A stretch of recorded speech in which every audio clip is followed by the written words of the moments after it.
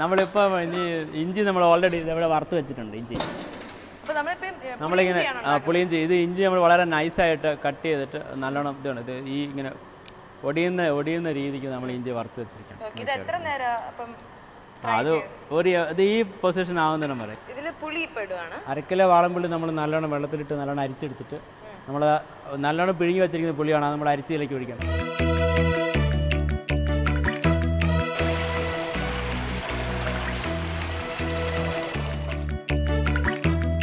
നമ്മൾ ഈ ചേർക്കുന്ന ഇൻഗ്രീഡിയൻസ് വളരെ കുറച്ച് മഞ്ഞൾപ്പൊടി. മഞ്ഞൾപ്പൊടി ഈ എല്ലാ സാധനങ്ങളും വിഷാംശം നിൽക്കാൻ നല്ലതാണ്. ഇനി ഇതിൽ കായം ചേർക്കണം. കായം കായപ്പൊടിയല്ല, കട്ടക്കായ. കുറച്ച് പച്ചമുളക് കൊത്തി അരിഞ്ഞ് ഇതിൻ്റെ അകത്ത് ശർക്കര ഇടും. പുളിയുണ്ട്, മധുരമുണ്ട്, എരിവുണ്ട്, എല്ലാം ഉണ്ട്. ഇനി നമ്മൾ ആ ഇഞ്ചി ഇപ്പം നമ്മൾ വറുത്തെടുത്ത ഇഞ്ചി ഉണ്ട്, അത് മിക്സിക്കകത്ത് പൊടിച്ച് വളരെ നൈസായിട്ട് പൊടിച്ചെടുക്കും. ഇത് നല്ലോണം ഇഞ്ചി നമ്മൾ വറുത്തെടുത്ത ഇഞ്ചി നമ്മൾ കാണിച്ചു വറുത്ത് വെച്ചിരിക്കുന്ന ഇഞ്ചി അത് നമ്മൾ മിക്സിക്കകത്ത് വളരെ നൈസായിട്ട് പൊടിച്ചെടുക്കും. പൊടിച്ചെടുത്തിട്ട് ഇത് നമ്മൾ ഈ പുളി കുറേ കഴിയുമ്പോൾ തിളച്ച് ഇത് കുറുകി വരുന്ന സമയത്ത് ആ പൊടിച്ച ഇഞ്ചി കൂടി ആഡ് ചേർത്തിട്ട് നല്ലോണം ഇളക്കി യോജിപ്പിച്ചിട്ട് കടുക് താളിച്ച് ഇതാണ്.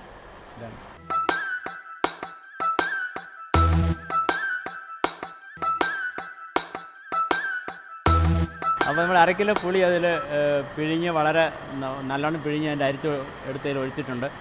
അതിലേക്ക് നമ്മൾ മഞ്ഞൾപ്പൊടി ഇട്ടു, മുളക് പൊടി ഇട്ടു, കായ ഇട്ടു, ശർക്കര ഇട്ടു, പാകത്തിന് ഉപ്പ് ചേർത്തു, പച്ചമുളക് വളർത്തു.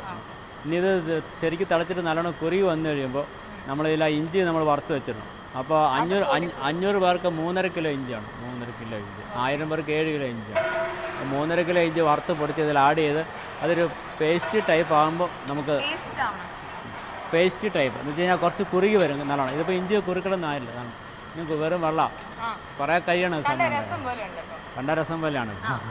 അപ്പോൾ നല്ലോണം കുറുകി വന്നു കഴിയുമ്പോൾ നമ്മളതിൽ ഇഞ്ചി കൂടി ആഡ് ചെയ്തിട്ട് അതിൽ കടുക് താളിച്ച് ചേർത്ത് ഫിനിഷ് ചെയ്യും. പുളിയിഞ്ചി അങ്ങനെയൊന്നും കഴിക്കാൻ പറ്റില്ല, കാരണം നല്ല എരിവ് കാണും, നല്ല പുളി കാണും, നല്ല മധുരം കാണും. അതൊരു ആപ്പിറ്റൈസറാണ്. പുളിയിഞ്ചി ഒരു ആപ്പിറ്റൈസറാണ്. അതാണ് ഫസ്റ്റ് കഴിക്കേണ്ടത്.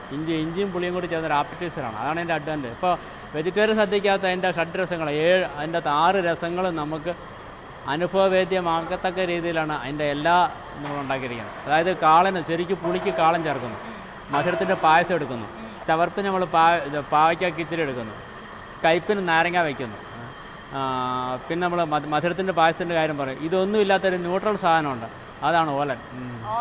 എരിവില്ല, പുളിയില്ല, മധുരമില്ല, ഉപ്പില്ല, ഒന്നുമില്ല. അത് കാളൻ്റെ പുളി കോമ്പൻസേറ്റ് ചെയ്യാനാണ്. പുളിയുള്ള കാളം കൂട്ടുമ്പോൾ കുറച്ച് ഓലൻ കൂട്ടിയാൽ ആ കാളൻ്റെ പുളി കുറയും. അതാണ് വെജിറ്റേറിയൻ സദ്യ. ഈ ഒന്നിനോടൊന്ന് ഇത് എല്ലാ ഐറ്റംസും കഴിക്കണമെന്ന് പറയുന്നത് അതുകൊണ്ടാണ് വിളമ്പുന്ന എല്ലാ സാധനങ്ങളും. കാരണം അത് ഒന്നിനോടൊന്ന് കോമ്പൻസേറ്റ് ചെയ്യത്തക്ക രീതിക്കാണ് അതിൻ്റെ പ്രിപ്പറേഷൻ. അതുകൊണ്ടാണ് അതിൽ ആർട്ടിഫിഷ്യൽ ഇൻഗ്രീഡിയൻസ് ഇല്ലാത്തത്. ശരിക്കും നാച്ചുറലായിട്ട് പ്രകൃതിയിൽ നിന്ന് കിട്ടുന്ന സാധനങ്ങൾ മാത്രം ഉപയോഗിച്ചുകൊണ്ട് ചെയ്യുന്നതാണ്.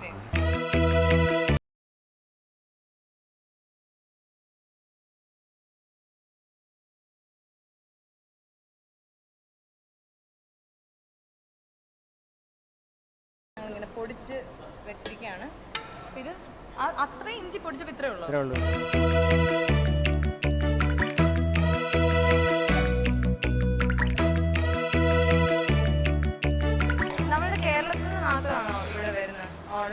അല്ലല്ല, ഞാൻ കേരളത്തിന് വെളിയിലും ഇന്ത്യക്ക് വെളിയിലും പോയിട്ടുണ്ട് ധാരാളം. എല്ലാ ഗൾഫ് രാജ്യങ്ങളിലും പോയിട്ടുണ്ട്, സൗദി അറേബ്യ ഒഴികെ. അതെ, മലയാളി അസോസിയേഷൻ്റെ ഉണ്ട്, സംഘടനകളുടെ ഉണ്ട്, NSS പോലുള്ള സംഘടനകളുടെ ഉണ്ട്, വ്യക്തികൾ അക്കാഫ് അല്ല ഇവർ KEF എന്ന് പറഞ്ഞ Kuwait employees and engineers federation എന്ന് പറഞ്ഞൊരു സംഘടനയാണ്. 12,500 പേരുള്ള വലിയ സൊസൈറ്റിയാണ്. അവരുടെ പ്രോഗ്രാം കുവൈറ്റിൽ തന്നെ ഇത്തവണ 3 പ്രാവശ്യം പോയിരുന്നു. ഈ ഫോറിനേഴ്സ് ഒക്കെ, അതായത് കേരളൈറ്റ്സ് അല്ല, ഇന്ത്യൻസ് അല്ല, ഈ എരിവൊന്നും അധികം ഇഷ്ടമല്ലാത്തവരൊക്കെ കഴിക്കാറുണ്ട്. അത് വെറൈറ്റി എന്നുള്ള ആൾക്കാർക്ക് കഴിക്കാറുണ്ട്. പക്ഷെ അവർക്ക് സ്പൂൺ കൊടുക്കണം എന്നുള്ളത്, കൈകൊണ്ട് കഴിക്കാൻ അവർക്ക് സ്പൂൺ ഇങ്ങനെ ഇലയും സ്പൂണും പ്ലേറ്റിൽ കൊടുക്കും, സ്പൂണും കൊടുക്കും. ഇതിപ്പോൾ വേണ്ട തീരാതെ ജസ്റ്റ് 3 മിനിറ്റ് മാക്സിമം. വീട്ടിൽ വൈഫ് തന്നെയാണ് കുക്കിങ്.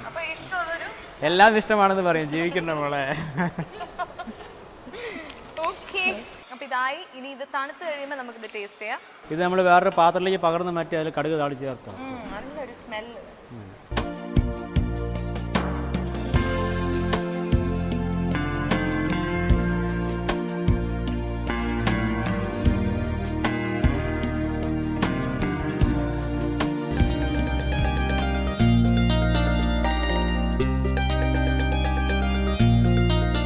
എല്ലാത്തിനുള്ള കടുക് വറ നമ്മൾ ഒന്നിച്ചെടുക്കുകയാണ്. ഓരോന്നിനും വേറെ വേറെ എടുക്കണ്ടല്ലോ, ഒന്നിച്ചെടുത്ത് വെച്ചിട്ട് നമ്മൾ എല്ലാത്തിനും ഇടുക.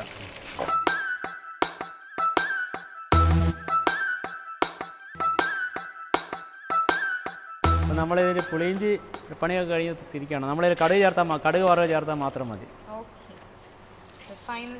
ഫൈനൽ ടച്ച് ഗാർണിംഗ് എന്ന് പറയും.